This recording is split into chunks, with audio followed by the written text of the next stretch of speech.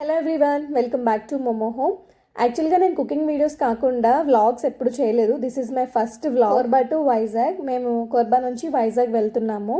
చాలా మందికి కోర్బా అంటే తెలియకపోవచ్చు. ఇది ఛత్తీస్గఢ్ స్టేట్లో ఒక సిటీ. మేము ఇక్కడ ఉంటున్నాము. యాక్చువల్గా ప్రీ రాఖీ ఫెస్టివల్ కూడా ఇక్కడే సెలబ్రేట్ చేసేసుకొని, అంటే ఆగస్ట్ 6th సెలబ్రేట్ చేసుకున్నాము. ఆగస్ట్ 9th రాఖీ కదా, కానీ ముందే సెలబ్రేట్ చేసుకొని వైజాగ్ వచ్చేసామన్నమాట. వైజాగ్ వచ్చి రాగానే ఫస్ట్ ఇంటికి వెళ్లకుండా బ్లడ్ టెస్ట్లు చేయించుకోవడానికి ఎందుకు వెళ్ళామని చెప్పి చాలా మందికి డౌట్ ఉంటుంది. అన్నీ కూడా ఈ వీడియోలో ఫుల్గా ఎక్స్ప్లెయిన్ చేస్తాను. సో వీడియో అయితే లాస్ట్ వరకు చూడండి. వీడియో నచ్చితే మాత్రం ప్లీజ్ లైక్ చేసి సపోర్ట్ చేయండి. సో ఈ కోర్బాలో మాకు ట్రైన్ వచ్చేసి ఈవినింగ్ 4 o'clockకి. సో నైట్కి ఫుడ్ కావాలి కదా, నైట్ ఫుడ్ కోసం పాపకి కావాల్సిన ఫుడ్ కానీ పాప మిల్క్ కానీ అన్నీ కూడా ఈ బ్యాగ్లో ప్యాక్ చేసుకుంటాం. యాక్చువల్గా మాకు ట్రైన్ వచ్చేసి ఈవినింగ్ 4 o'clockకి. సో నైట్ అంతా కూడా మేము ట్రైన్లోనే ఉంటాము. సో నైట్కి కావాల్సిన ఫుడ్ కానీ స్నాక్స్ కానీ అన్నీ కూడా రెడీ చేసుకుంటున్నాను. ఎందుకంటే బయట స్నాక్స్ తినలేం కదా, పాప కూడా ఉంటుంది. బయట మేము తీసుకున్నా కానీ పాప కావాలంటుంది. ట్రైన్లో ఊరికి కూర్చొని ఉంటే ఏదో ఒకటి తినాలనిపిస్తుంది కదా. సో అన్నీ కూడా ఒక బ్యాగ్లో పెట్టేసుకొని రెడీ చేసుకుంటున్నాను. మాకైతే ఫుల్ ఎక్సైటింగ్గా ఉంది. ఫస్ట్ టైం మేము లాంగ్ లీవ్లో వెళ్తున్నాం అన్నమాట. ఎప్పుడు వైజాగ్ వెళ్ళినా జస్ట్ 2-3 డేస్కి వెళ్ళి వచ్చేస్తూ ఉండేవాళ్ళం. అందులోని మాకు ఎన్ని పనులున్నా కానీ ఆ 2-3 డేస్లోనే ఫినిష్ చేసుకునే వాళ్ళం. ఎప్పుడు ఇంట్లో సరిగా ఉండేవాళ్ళం. ఎప్పుడైనా కానీ 10 days లాంగ్ లీవ్ తీసుకుని వెళ్తున్నా ఇంట్లో అస్సలు ఉండడానికి టైం కూడా ఉండదు. ఎందుకంటే మేము తిరుపతి ట్రిప్ ప్లాన్ చేసాము. అందులోనే 5 days పోతుంది. సో మిగిలిన కొన్ని డేస్ పాప ఫోటోషూట్ అని చెప్పి, రాఖీ ఫెస్టివల్ అని చెప్పి, కొన్ని మ్యారేజెస్ అని చాలా ఉన్నాయన్నమాట. ఇక్కడ వీడియోలో కనిపిస్తుంది మా హౌస్ ఓనర్ అనమాట. ఆవిడకి మా పాప అంటే చాలా ఇష్టం. ఉరువి ఎక్కువగా ఆవిడతో కింద టైం స్పెండ్ చేస్తూ ఉంటుంది. కానీ ఇప్పుడు 10 daysకి వైజాగ్ వెళ్తున్నాం కదా, సో కొంచెం మిస్ అవుతున్నారని. మా పాపకు కూడా ఆవిడతో కొంచెం అటాచ్మెంట్ ఎక్కువగానే ఉంది. ఎంతలా అంటే నేను ఇంట్లో తెలుగు మాట్లాడితే అది నాకు రివర్స్లో హిందీ మాట్లాడుతుంది. అంతలా ఆవిడతో ఎక్కువగా ఉంటుందన్నమాట. సో ఇంకా ఫైనల్గా మా హౌస్ ఓనర్కి ఇల్లు జాగ్రత్త అని చెప్పి ఇల్లు అప్పు చెప్పేసి మేము ఇంకా వైజాగ్ స్టార్ట్ అయిపోయాము. మా హస్బెండ్ ఆటో మాట్లాడారు. సో ఆటో ఇంటి దగ్గరికి వచ్చింది. లగేజ్ అంతా పెట్టేసి మేము ఇంకా స్టేషన్కి స్టార్ట్ అయిపోయాం. యాక్చువల్గా మా ఇంటి నుంచి స్టేషన్కి జస్ట్ 15 minutes అంతే. కానీ మేము అట్లీస్ట్ 40 minutes ముందైనా స్టార్ట్ అవ్వాలి. ఎందుకంటే మేము వెళ్తున్న వేలో రైల్వే ట్రాక్స్ ఉంటాయన్నమాట. సో టైం టు టైం చెప్పలేం కాబట్టి గేట్లు పడిపోతూ ఉంటాయి. ఆ టైంలో రిస్క్ తీసుకోకూడదు కదా. సో అందుకని మేము కొంచెం ఎర్లీగా స్టార్ట్ అవుతాం. ఇదే మా కోర్బా సిటీ అనమాట. మన వైజాగ్ అంత పెద్దదైతే కాదు, కానీ అన్నీ అవైలబుల్గా ఉంటాయి. ఇప్పుడు ఇక్కడ మీకు కనిపిస్తుంది కదా, అది కోర్బా సిటీకే కొంచెం పెద్ద మాల్ అనమాట. ఇది ఒక్కటే పెద్ద మాల్. అంటే మన వైజాగ్లో మద్దిలపాలెంలో ఉన్న సిఎంఆర్ సెంట్రల్ ఎలాగో ఇది కూడా అలా అనమాట. ఇంకా మన సిఎంఆర్ సెంట్రల్ కంటే కూడా ఇది చాలా పెద్దది. ఎందుకంటే మొత్తం సిటీకే ఇది ఒక్కటే మాల్. ఇంక ఇది వచ్చేసి రైల్వే స్టేషన్ దగ్గరలో అనమాట. ఇది పెద్ద కాలువ.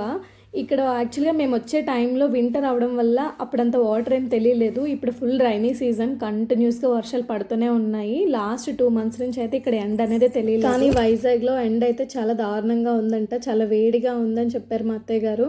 పాప మరి చూడాలి, ఇక్కడ ఇంత కూల్గా ఉంటుంది కదా, అక్కడికి వెళ్ళిన తర్వాత వేడికి ఎలా సర్వే అవుతుందో అని. ఇంక ఫైనల్గా రైల్వే స్టేషన్కి అయితే వచ్చేసాము. ఈ రైల్వే స్టేషన్ కూడా మన వైజాగ్ అంత పెద్దదేం కాదు. ఒక 4 platforms ఉంటాయి, చిన్నదే అనమాట. ఇక మేము ఉండే దగ్గర నుంచి వైజాగ్కి డైరెక్ట్ ట్రైన్ ఉంది. కనెక్టింగ్స్ కాకుండా ఇలా డైరెక్ట్ ట్రైన్ ఉండడం వల్ల చాలా సేఫ్ అయ్యాము. ఎందుకంటే చిన్నపిల్లని వేసుకుని లాంగ్ జర్నీస్ అది ట్రైన్లో చాలా కష్టం. ఎప్పుడో ఇయర్లీ 2 times or 3 times వెళ్తాము. ఎక్కువ లగేజెస్ ఉంటాయి అండ్ చిన్నపిల్లల్ని వేసుకుని అంతంత లగేజ్తో లాంగ్ జర్నీస్ చాలా కష్టం కదా. మేము స్టార్టింగ్ ఒడిస్సాలో ఉండేటప్పుడు అయితే జస్ట్ వైజాగ్కి మేము ఉండే దగ్గరికి 5 hours అంతే. అసలు మేము ఒడిస్సాలో ఉండేటప్పుడు అయితే అసలు ట్రైన్ జర్నీ చేసిన ఫీలింగే ఉండేది కాదు. ఎందుకంటే midnight 2 o'clock కల్లా ట్రైన్ ఎక్కే వాళ్ళం, మళ్ళీ మార్నింగ్ 7 o'clockకి రీచ్ అయిపోయే వాళ్ళం వైజాగ్కి. అది కూడా ఈ ట్రైనే, కోర్బా నుంచి వచ్చే ట్రైన్కే వెళ్ళే వాళ్ళం. అండ్ ఆఫ్టర్ ట్రాన్స్ఫర్ కూడా ఇదే ట్రైన్, ఎందుకంటే కోర్బా సిటీకే ట్రాన్స్ఫర్ వచ్చింది కాబట్టి సేమ్ ట్రైన్. కోర్బా నుంచి వైజాగ్కి ఒక్కటే ట్రైన్ అండి. ఈ ఒక్క ట్రైన్ రోజుకి ఒకసారి ఉంటుంది. పొరపాటున ఈ ట్రైన్ కానీ మిస్ అయ్యామంటే నెక్స్ట్ డే మళ్ళీ ఈవినింగ్ 4 o'clock వరకు ఈ ట్రైన్ కోసం వెయిట్ చేయాలి. అలా కాదు అనుకుంటే బిలాస్పూర్, రాయ్పూర్ వరకు వెళ్ళి కనెక్టింగ్ ట్రైన్స్ చూసుకోవాలి వైజాగ్ వరకు. సో ఇంకా రైల్వే స్టేషన్కి వచ్చేసాక మా లగేజ్ అది మా సీట్స్ దగ్గర సెట్ చేసేసుకున్నాం. ఇంకా ట్రైన్ కూడా ఎగ్జాక్ట్ టైంకి 4 o'clockకి మూవ్ అయిపోయింది. ఇంకా మా పాప ట్రైన్ ఎక్కిన తర్వాత చేయాల్సిన హల్చల్ అంతా చేసేసి వాళ్ళ నాన్న ఆఫీస్ వర్క్ చేసుకుంటే చాలా వరకు డిస్టర్బ్ చేసి లాస్ట్లో ఒక 2 hours నాప్ అయితే వేసింది. ఆ టైంకి హమ్మయ్య అనిపించింది నాకైతే. దాని వెనకతలు తిరిగి తిరిగి నాకు చాలా చిరాకు వచ్చేసింది. పడుకొని లేచిన తర్వాత బ్యాగ్లన్నీ చెక్ చేసి దానికి కావాల్సిన స్నాక్స్ అయితే బయటికి తీసుకొని తినడం స్టార్ట్ చేసింది అనమాట. నేను ఇంటి దగ్గర స్టార్ట్ అయినప్పుడే పాప ఇష్టంగా తినే మక్కానా అండ్ క్యాష్యూ రెండింటిని కూడా రోస్ట్ చేసేసి ఒక బాక్స్లో పెట్టి సపరేట్గా పట్టుకున్నాను. ఇఫ్ ఇన్ కేస్ నేను ఇంటి దగ్గర అవి పట్టుకోకుండా ఉంటుంటే ట్రైన్లో వెళ్తున్నవన్నీ కావాలని చెప్పి ఏడుస్తూ ఉండేది. అవి అంత మంచిది కాదు కాబట్టి మనకి ఇంట్లో ప్రిపేర్ చేసుకున్నవే పట్టుకోవాలి బేబీస్కి ఎప్పుడైనా కానీ. అక్కడ పాప తింటున్న బాక్స్ చూసారు కదా, ఆ బాక్స్ నిండాగా రోస్ట్ చేసి పెట్టాను క్యాషు.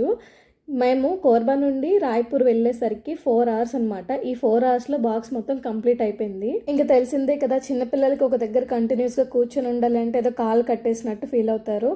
ఇంకా లక్కీగా మా పాపకి ట్రైన్లో ఫ్రెండ్స్ యాడ్ అయ్యారనమాట. మా కోచ్లోనే చిన్నపిల్లలు ఎక్కువ ఉండడం వల్ల కొంచెం ఆడుకోవడానికి కొంచెం టైం దొరికింది.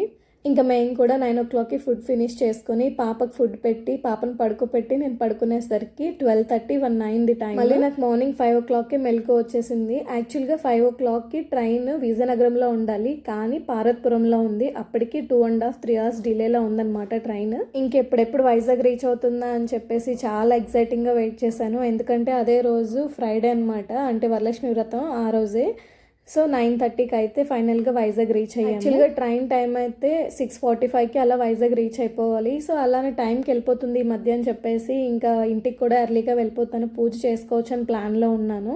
సో అది కాస్త రివర్స్ అయింది. ఇంకా స్టేషన్ దగ్గరే ఊబర్ బుక్ చేసేసుకొని ఇంకా స్టార్ట్ అయిపోయాము.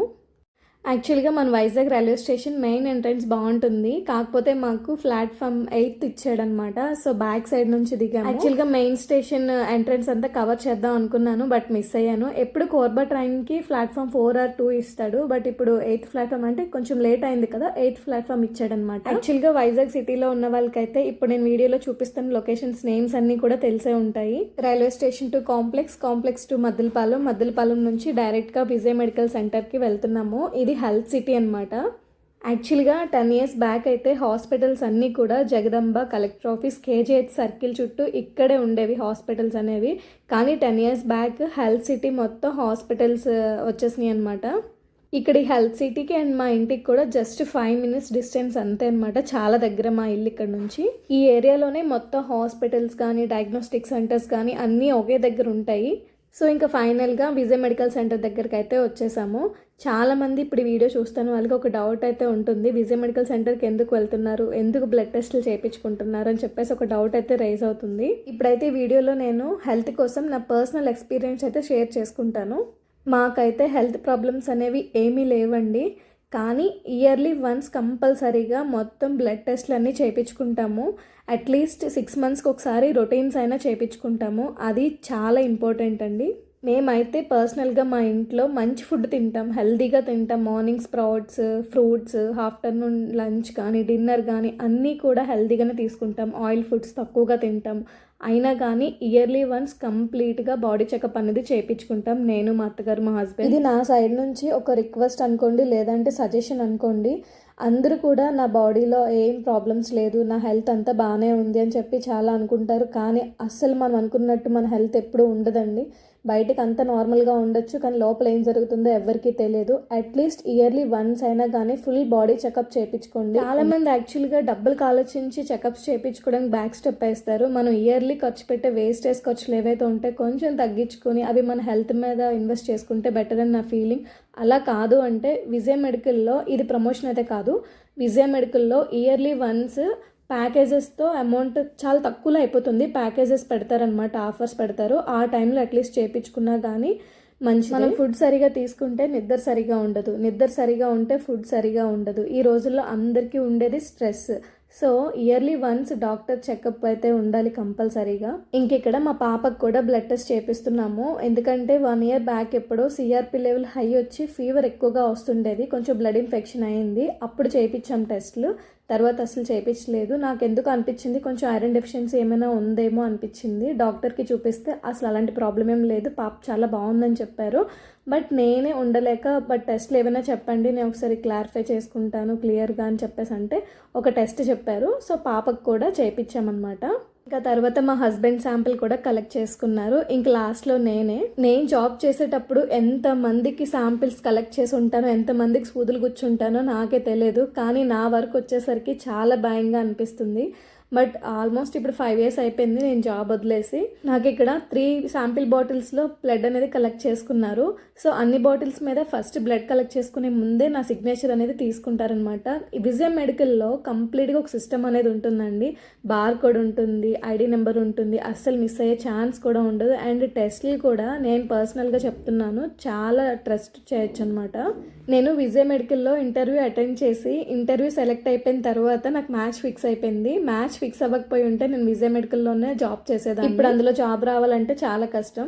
ఇంకా ఫైనల్గా బ్లడ్ శాంపిల్స్ ఇచ్చేసి 10:30కి బ్లడ్ శాంపిల్ ఇచ్చాము. ఈవినింగ్ 5 o'clock కల్లా రిపోర్ట్స్ వస్తాయని చెప్పారు. సో ఇంకా విజయ మెడికల్ నుంచి మేము మా ఇంటికి స్టార్ట్ అయిపోయామన్నమాట. ఇక్కడ నుంచి మా ఇంటికి జస్ట్ 5 minutes కాబట్టి మేము వచ్చిన ఊబర్ వాడినే వెయిట్ చేయమని చెప్పాము. వెయిటింగ్ ఛార్జెస్ సమ్ 50 rupees ఎంతో తీసుకుని వెయిట్ చేశాడు. సో మేము ఇంకా అక్కడ నుంచి మా ఇంటికి వెళ్ళేసరికి మా అత్తమ్మ శ్రావణ శుక్రవారం పూజ చేసి మా కోసం వెయిట్ చేస్తున్నారు. ఇంటికి వెళ్ళగానే ఒక ఫుల్ మంచి వైబ్ వచ్చిందనమాట.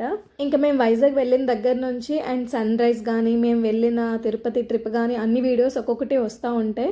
వీడియో నచ్చితే ప్లీజ్ లైక్ చేయండి, ఛానల్ సబ్స్క్రైబ్ చేసుకోండి.